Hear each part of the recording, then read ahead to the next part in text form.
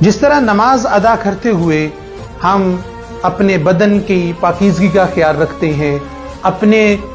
जगह की पाकीज़गी का ख्याल रखते हैं, लिबास की पाकीज़गी का ख्याल रखते हैं, वुज़ू का एहतमाम करते हैं, वक़्त हो फिर नमाज अदा करते हैं और जमात के साथ या गैर जमात के साथ अदा करते हैं, तो बहुत ज़रूरी है कि हम इन तमाम चीज़ों का एहतमाम करें। लेकिन इनसे भी पहले अगर किसी चीज़ का एहतमाम करना, किसी चीज़ का ख्याल रखना ज़रूरी है, और मेरी नज़र में ये इन तमाम चीज़ों से ज़्यादा अफजल है, वो ये है कि पहले इंसान की सोच का साले होना ज़रूरी है, इंसान की सोच का पाक होना ज़रूरी है, इंसान की सोच की तहारत है। जितनी तहारत, जितनी सालिहियत और जितना तकवा और तहारत उसकी सोच में होगा, उस कदर ही मेराज वाली, उस कदर ही मुलाकात वाली और उस कदर ही लज्जत वाली नमाज उसको नसीब होगी।